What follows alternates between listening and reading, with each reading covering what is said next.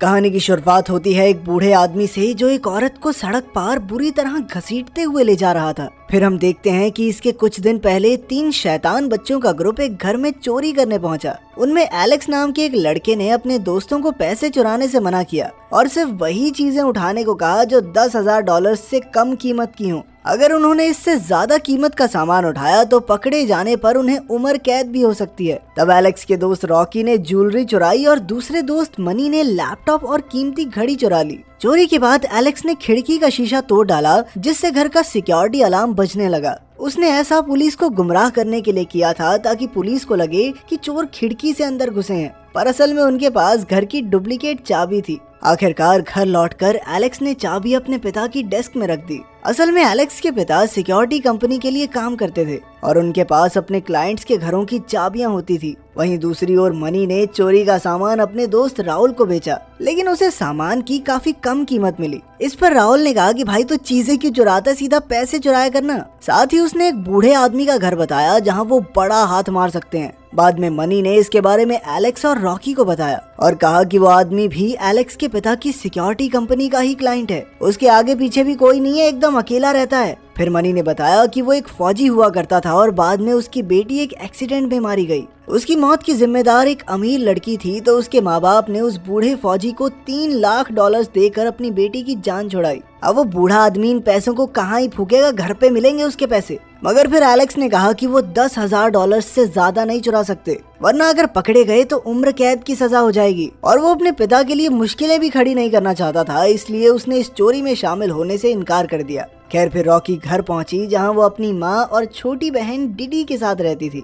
दरअसल उसकी माँ को ड्रग्स की बुरी आदत थी, जिससे घर की पूरी जिम्मेदारी रॉकी पर ही आ गई थी। तभी अचानक रॉकी को एलेक्स का मैसेज आया जिसमें वो चोरी का हिस्सा बनने के लिए राजी हो गया था।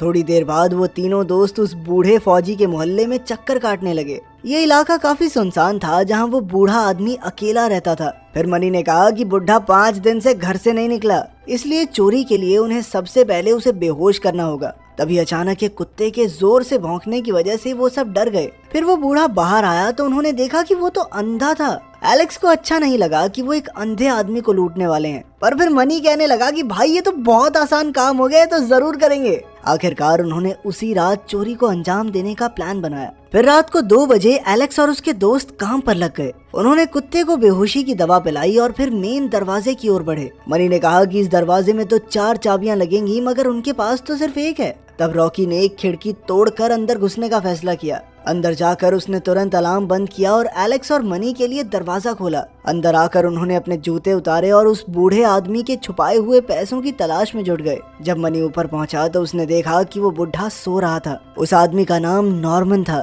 फिर मनी ने उसके कमरे में बेहोश कर देने वाली गैस की एक बोतल रख दी, मगर तभी नॉर्मन की आंख खुल गई। मनी तो वहीं पत्थर की तरह जम गया और फिर नॉर्मन ने टीवी बंद किया। फिर मनी चुपके से कमरे से बाहर आ गया। इसके बाद उन्हें एक बंद कमरा मिला तो उन्हें लगा कि सारा पैसा यहीं छुपा होगा। मनी ने हथौड़े से ताला तोड़ने की कोशिश की, मगर बिना ज्यादा शोर मचाए ताले को तोड़ना नामुमकिन था। आखिर में तो उसने अपनी बंदूक ही निकाल ली। बंदूक देखकर एलेक्स तो काफी घबरा गया, मगर मनी ने कहा कि ये बुढ़ा आदमी फौजी हुआ करता था, इसलिए वो उन सब की हिफाजत के लिए लेकर आया है। लेकिन एलेक्स ने कहा कि चोरी के दौरान बंदूक का इस्तेमाल करने से नॉर्मन को भी उन पर गोली चलाने का हक मिल जाएगा। तब एलेक्स ने कहा कि वो इस चोरी का हिस्सा नहीं बनना चाहता और वो घर से बाहर जाने लगा। जल्द ही मनी ने गोली चलाकर ताला तोड़ दिया, पर तभी नॉर्मन वहां आ गया। अब मनी ने नशे में धुत होने का नाटक किया और कहा कि वो गलती से इस घर में घुस आया, मगर फिर नॉर्मन का पैर टूटे हुए ताले पर पड़ गया और वो समझ गया कि मनी झूठ बोल रहा है। फिर मनी ने नॉर्मन पर बंदूक तानकर इधर उधर गोलियां चला दी ताकि वो आगे न बढ़े,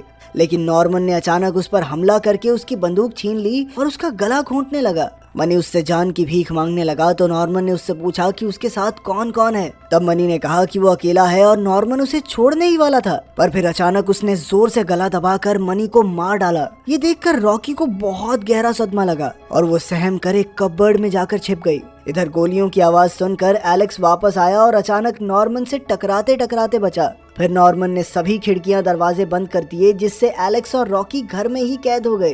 तभी रॉकी ने एलेक्स को मैसेज करके बताया कि नॉर्मन ने मनी को मार डाला है और वो खुद एक कबर्ड में छिपी हुई है। फिर कुछ देर बाद नॉर्मन ने वही कबर्ड खोला जहां रॉकी छिपी हुई थी और अपनी तिजोरी खोलकर देखने लगा कि उसके पैसे सही सलामत हैं या नहीं। मौके का फायदा उठाकर रॉकी ने तिजोरी का कोड याद कर लिया। फिर थोड़ी देर बाद एलेक्स ने रॉकी को ढूंढ लिया और कहा कि उन्हें जल्द से जल्द यहाँ से निकलकर पुलिस को खबर करनी चाहिए। पर रॉकी ने तिजोरी खोलकर सारे पैसे निकाल लिए। एलेक्स ने देखा कि तिजोरी में लगभग 10 लाख डॉलर्स थे। अब उन दोनों को कैसे भी करके यहाँ से बाहर निकलना था। एलेक्स ने कहा कि उन्हें नीचे तहखाने से निकलना चाहिए और जैसे ही रॉकी तहखाने की ओर बढ़ी तो अचानक नॉर्मन वहाँ आ गया। वो मनी की लाश को घसीटता हुआ ला रहा था कि अचानक उसे एलेक्स के चलने की आवाज आ गई। उसने तुरंत अपनी बंदूक निकाली जिससे एलेक्स और रॉकी बुरी तरह सहम गए। अचानक मनी का फोन बजने लगा तो नॉर्मन का ध्यान भटक गया और मौके का फायदा उठाकर एलेक्स और रॉकी तुरंत तहखाने में घुस गए। उधर नॉर्मन को किचन में उन दोनों के जूते मिल गए तो वो समझ गया कि मनी अकेला नहीं था। अब उसने फिर से अपनी तिजोरी देखी तो उसे पता चला कि सारा पैसा चोरी हो गया था।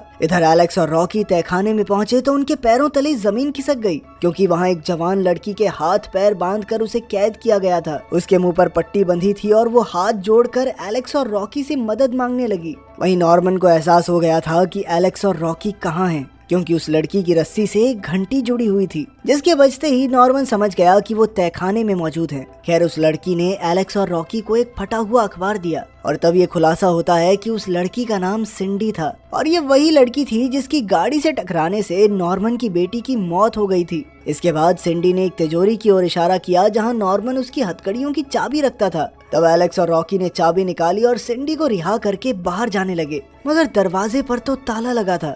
एलेक्स ने अपनी चाबी से ताला खोलने की कोशिश की और जैसे ही दरवाजा खुला तो सामने नॉर्मन खड़ा था। उसने तुरंत धुआंधार गोलियां चला दी जिसमें से एक गोली एलेक्स के कान में लगी। इसके बाद नॉर्मन ने गलती से सिंडी को भी गोली मार दी और उसकी मौके पर ही मौत हो गई। जब उसे इसका एहसास हुआ तो वो दुख के मारे जमीन पर गिर गया जिससे एलेक्स और रॉकी समझ गए कि सिंडी उसके लिए काफी जरूरी थी। खैर फिर उसने बेसमेंट के दरवाजे पर ताला लगा दिया। अब एलेक्स ने रॉकी से कहा कि उन्हें तिजोरी वाली चाबी के जरिए बाहर वाले दरवाजे से निकल जाना चाहिए, लेकिन तभी अचानक नॉर्मन ने पूरे घर की लाइट्स बंद कर दी जिससे वहाँ पर पूरी तरह अंधेरा हो गया। उसने ऐसा इसलिए किया था ताकि एलेक्स और रॉकी भाग न सकें। पूरी तरह अंधेरा करके नॉर्मन ने उन दोनों को भी एक तरह से अपने जैसा बना दिया था। इस अंधेरे में रॉकी आगे बढ़ रही थी और वो नॉर्मन से टकराने ही वाली थी कि ऐन वक्त पर एलेक्स ने चिल्लाकर नॉर्मन का ध्यान भटका दिया। नॉर्मन ने अंधेरे में बंदूक चलाई और फिर जब एलेक्स रॉकी को ढूंढने आगे बढ़ा तो अचानक नॉर्मन ने उसे पकड़ लिया। तब एलेक्स ने पास रखे लोहे के सरिये से नॉर्मन पर हमला कर दिया जिससे वो वहीं बेहोश हो गया। इसके बाद वो दौड़कर रॉकी की मदद करने पहुंचा,